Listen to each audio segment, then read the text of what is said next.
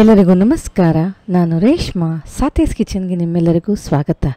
ಇವತ್ತು ಕ್ವಿಕ್ಕಾಗಿ ಹೆಲ್ದಿಯಾಗಿ ಶುಗರ್ಲೆಸ್ ಹಾಗೂ ಕ್ರೀಮ್ ಇಲ್ಲದೆ ಮ್ಯಾಂಗೋ ಕುಲ್ಫಿ ಹೇಗೆ ಮಾಡೋಣ ಅಂತ ತೋರಿಸ್ತೀನಿ, ಬನ್ನಿ. ಮೊದಲಿಗೆ ಇಲ್ಲಿ ನಾನು ಒಂದು 15 ಸೀಡ್ಲೆಸ್ ಖರ್ಜೂರವನ್ನು ಬಿಸಿನೀರಲ್ಲಿ ನೆನೆಸ್ತಾ ಇದ್ದೀನಿ. ಹಾಗೂ ಗೋಡಂಬಿ ಒಂದು 1/4 ಕಪ್ಪಿನಷ್ಟು ಅದು ಕೂಡ ಬಿಸಿನೀರಲ್ಲಿ ನೆನೆಸಬೇಕು. ನಂತರ ಇಲ್ಲಿ 2 ಕಪ್ಪಿನಷ್ಟು ಹಾಲನ್ನು ತೊಗೊಂಡಿದ್ದೀನಿ. ಇದು ಫುಲ್ ಫ್ಯಾಟ್ ಮಿಲ್ಕ್ ತೊಗೊಬೇಕು. ನಾವು ಇವಾಗ ನೆನೆಸಿರುವಂಥ ಖರ್ಜೂರ ಹಾಗೂ ಗೋಡಂಬಿ ಎರಡನ್ನು ಈ ಹಾಲಲ್ಲಿ ಹಾಕಿ ಚೆನ್ನಾಗಿ ಕುದಿಸ್ಬೇಕು. ಎಲ್ಲಿಯವರೆಗೂ ಕುದಿಸ್ಬೇಕು ಅಂದರೆ ನಮಗೆ ಖರ್ಜೂರ ಚೆನ್ನಾಗಿ ಸಾಫ್ಟ್ ಆಗಿಬಿಡಬೇಕು, ಅಲ್ಲಿಯವರೆಗೂ ಇದನ್ನು ಚೆನ್ನಾಗಿ ಕುದಿಸ್ಬೇಕು. ಇದು ಕುದಿದ ನಂತರ ಸ್ಟವ್ ಆಫ್ ಮಾಡಿ ತಣ್ಣಗಾಗಕ್ಕೆ ಬಿಡೋಣ. ಬಹಳನೇ ಸುಲಭ ಅಂತ ಹೇಳ್ಬೋದು ಈ ರೆಸಿಪಿ. ನಾನು ನಿಮಗೆ ಕೇವಲ 3 ರಿಂದ 4 ಪದಾರ್ಥದಿಂದ ಮಾಡುವಂತಹ ಸುಲಭವಾದ ಕುಲ್ಫಿ ಇದು.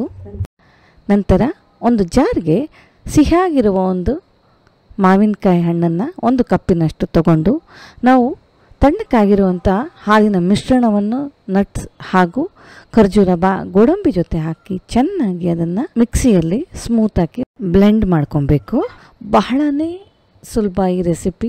ಮಕ್ಕಳಿಗೆ ಈ ಬೇಸಿಗೆ ಕಾಲದಲ್ಲಿ ಹೆಲ್ದಿಯಾಗಿ ಏನಾದ್ರು ಕೊಡಬೇಕಂದ್ರೆ ಈ ಥರ ಮಾಡಿಕೊಡಿ, ತುಂಬಾ ಟೇಸ್ಟಿಯಾಗೂ ಹೆಲ್ದಿಯಾಗಿರುತ್ತೆ. ನಾನು ಇಲ್ಲಿ 1 ಟೇಬಲ್ ಸ್ಪೂನ್ ಪಿಸ್ತಾ ಕೂಡ ಸಣ್ಣಕ್ಕೆ ಹೆಚ್ಚಿ ಕಟ್ ಮಾಡಿ ಹಾಕ್ಕೊಂಡಿದ್ದೀನಿ. ಅದು ಟೇಸ್ಟ್ ಕೊಡೋಕ್ಕೆ ಇದು ಆಪ್ಷನಲ್ಲು.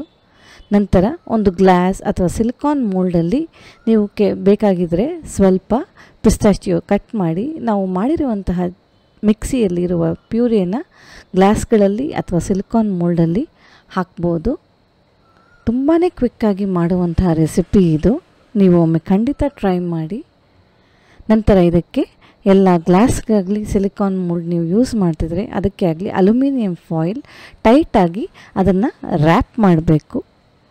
ನೀವು ಹೀಗೆ ರ್ಯಾಪ್ ಮಾಡಿ ಹಾಗೆ ಓಪನ್ ಮಾಡಿ ಕೊಡ್ಬೋದು. ಇಲ್ಲಾಂದರೆ ಐಸ್ ಕ್ರೀಮ್ ಸ್ಟಿಕ್ಸನ್ನು ಇದಕ್ಕೆ ಹಾಕಿ ಎಲ್ಲ ಗ್ಲಾಸ್ಗಳಿಗೆ ಈ ಥರ ಐಸ್ ಕ್ರೀಮ್ ಸ್ಟಿಕ್ಸ್ಗಳೇ ಅಥವಾ ಯಾವುದೇ ಸ್ಟಿಕ್ ನೀವು ಯೂಸ್ ಮಾಡ್ಬೋದು, ಇಲ್ಲ ಹಾಗೆ ತೆಗಿಬೋದು.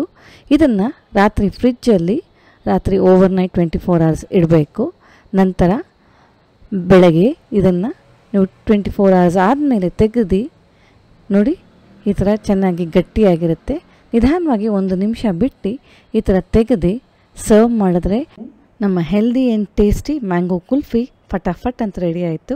ಮತ್ತೆ ಸಿಗೋಣ ಒಂದು ಹೊಸ ರೆಸಿಪಿಯೊಂದಿಗೆ. ಅಲ್ಲಿಯವರೆಗೂ ಟೇಕ್ ಕೇರ್ ಆ್ಯಂಡ್ ಎಂಜಾಯ್.